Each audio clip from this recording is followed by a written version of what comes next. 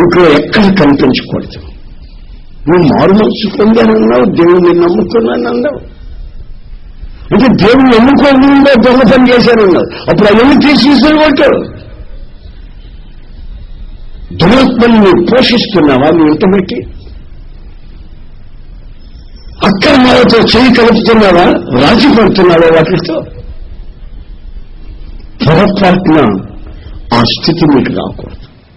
కొంచెం సౌరుతో గురువుతో కూర్చుని ఎవరికి అప్పుడు దేంటి ఉన్నట్టుకుండి వేసిన నీటిని పెట్టాడు నాకు అని. నేను స్నానం చేసి వచ్చానండి, మంచం కనబడలేదండి. ఏమనుకున్నాడు పాపం, మంచం తీసుకెళ్లి చెత్తకుండా వేసి వచ్చాడంటే. ఆమె తర్వాత నేను తిరిగితే అక్కడ ఆ మంచానికి నవారంతా ఉన్నాయి. ఇదేంటి అన్నా. అన్నాడు, ఈ డబ్బులు ఇచ్చుకున్నా, ఇది డబ్బులు ఇచ్చుకున్నా. అందుకని రోజు తీసి లోపల పెట్టుకోదా దొంగ నుంచి మాత్రం ఇసుకు కొట్టా. 3 నెలల తర్వాత దట్ సేమ్ ఫ్యామిలీ నన్ను కలిసి కాళ్ళ మీద పడబోతున్నారు. చిచి, కాళ్ళ మీద అలా పడకూడదు. నేను ఎదురు దేవుడినా, నా ద్వారా ఏమైనా కలిగిందా? ఏమీ కలగదు. ఏదైనా కలిగితే యేసయ్య ద్వారా కలుగుతుంది. నేను కేవలం ఆయన ఆలోచన మాత్రం వాక్యపు ఆధారాల్లోనే చెప్పేవాడిని. That's all. నా జీవితంలో కలిగిన మార్పుని ఈ విధంగా నేను ఈ రోజు నిలబడి ప్రభు సేవ చేస్తున్నాను. దానికి ప్రబలమైన కారణాలు ఏమంటాయో ఆ విషయాలు మాత్రమే మీకు చెప్తాను. అనుభవాలు ఇవన్నీ. అంటాడు, అన్నా మాకు కారణం లేకుండా భార్యాభర్తల మధ్యలో గొడవ వచ్చిందన్నా, ముందు ప్రశాంతంగా ఉన్నామన్నా. అది నాణ్యం కలిగేది, నేను దానం కలిగేవాడిని. అన్నం తినేవాడిని కాదు. బజారుకి వెళ్ళి బతకాయ బదిలీ వేసేవాడిని. ఇంట్లో శుభ్రంగా వెళ్ళడం ఉంటే తినుకున్నాను. అది అడిగి అడ్డం పడుకునేది. 3 రోజులు మోసం ఆడుకుంటూ కొంపుది. ఇది పరిస్థితి మా కొంపలో. ఇప్పుడు బంధువులు వచ్చారనుకోండి, వాళ్ళకంత ఆహారం పెడతామంటే దరిద్రత నిమలెత్తనంలో మారింది నా కుటుంబంలో. అలాగే 3 నెలల పాటు క్షేమంగా ఉన్నామన్నా. ఒకరినొకరు అర్థం చేసుకునే అండర్స్టాండింగ్ కలుగుతుందన్నా. ఫైనాన్షియల్ గాను వ్యక్తిగత జీవితంలోని ప్రతిదీ ఒకరికొకరు కూర్చొని కౌన్సిలింగ్ ఆలోచించుకొని కుటుంబాన్ని చక్కగా తీర్చిదిద్దుకోగలుగుతున్నామన్నా. ఎప్పుడు నా టేబుల్ సమృద్ధిగా ఆహారం ఉంటుందన్నా. వీటన్నిటికీ కారణం నా ఇంట్లో ఆ అభద్రత తొలగినందువల్ల. ఒక్కసారి మీరు ఆలోచించండి. ఇంట్లోనే అపవిత్రత ఉంటే, ఆ పరిస్థితి కలిగితే, మరి ఈ వ్యక్తిగత జీవితంలో దేవుని హీనమైనటువంటి హృదయం,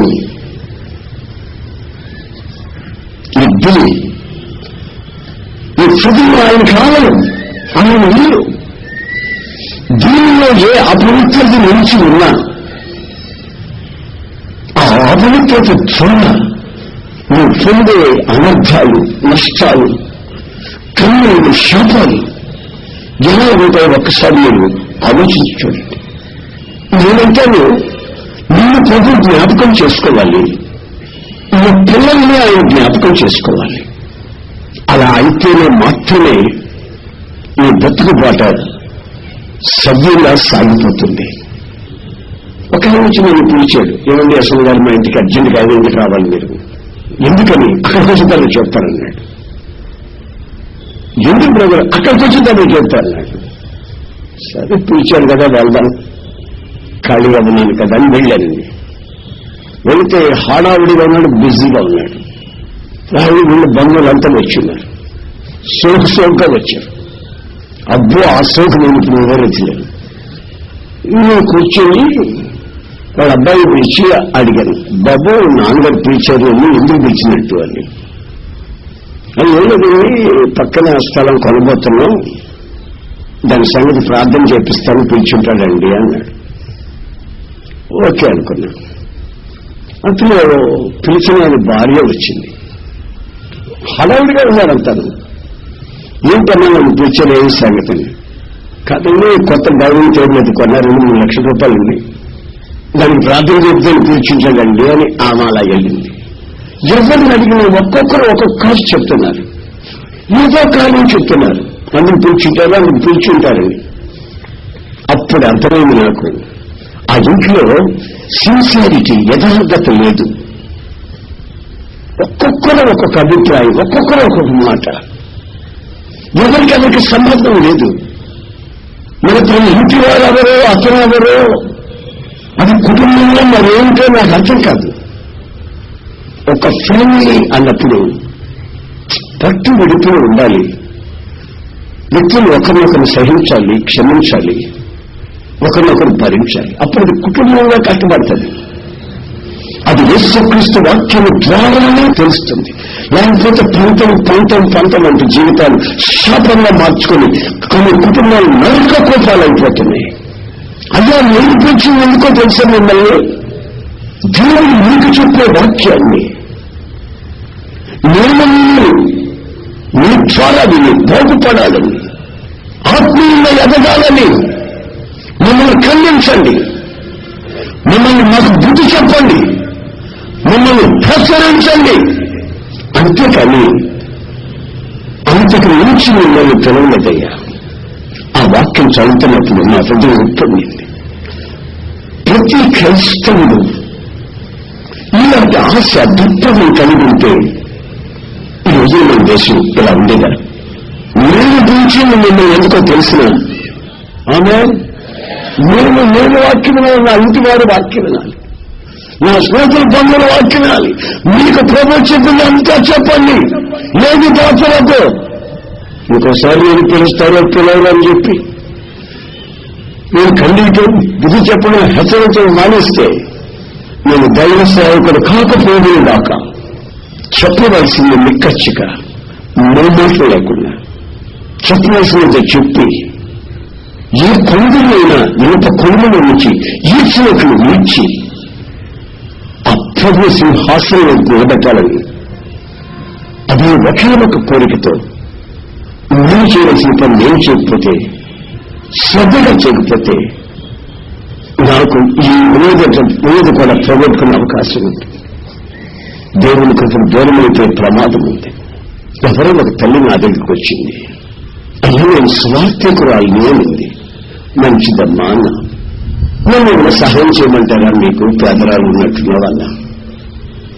దేవుని పొద్దున ప్రార్థన చేస్తుంటే ఎస్ఐ గారు మిమ్మల్ని చూపిస్తాను, అది చూపించారు తెలుసా, మీ సొంతం ఎందుకు వచ్చేస్తుందండి. ఆ సింహాసనం మీద కూర్చున్నారండి, మీ బట్టలు మెరిసిపోతున్నాయి. సరే నేను వచ్చిన పని చెప్పమ్మా అన్న. నాకు ఇట్లాంటి ప్రవృత్తులు మహా చిరాకు. అందుకని నేను ఎవరిని పొగళ్ళు వాళ్ళు చెప్పి నేను బోధించుకోను. ఆ పొగడని వస్తే మహా చిరాకు. ఏముందని పొగడించుకునేది, ఏముందని పొగడుతూ ఏసైలు అనుభూతి మీరు ఎక్కడుండేవాడిని, ఏసైలు లేకపోతే ఎక్కడుండేవాడిని, ఆయన రక్తమైన కడకపోతే నేను ఏమైండేవాడిని. సమాధి కోటి శూన్యం మిగిలేది. నా 18 అంటే నేను మరణంతో పురుగులాడిన వ్యక్తిని. రేపు మాత్రం మా వాళ్ళు ఎదురు చూస్తున్న సమయం అది. నా ప్రియమైన సహోదరులాగా ఒక్కసారి మీరు ఆలోచించండి. పోగొడుతుంది ఆ పొరక ఆపేసి వ్యవస్థ సంగతి చెప్పమ్మని వెళ్ళదండి. నా మనవరాలకి పెళ్లి చేస్తున్నానండి. వాళ్ళొక వివరమేమో ఒక ఎండిపోయిన అడిగారండి. నేను ప్రార్థన ప్రభువా ఎండిపోయిన ఇక్కడ నుంచి వచ్చేది ప్రభువా తండ్రి నాయన ఎక్కడి నుంచి కావాలి ప్రభు అని పేదరాళ్ళని అని ఏడ్చింది ప్రభు. అయ్యా ప్రభు నిన్నే చూపిస్తున్నాడు. ఏమో తెలిసిన వాళ్ళు మాకు అర్థం లేదు సాగు. అమ్మా నేను చూపించాడయ్యా.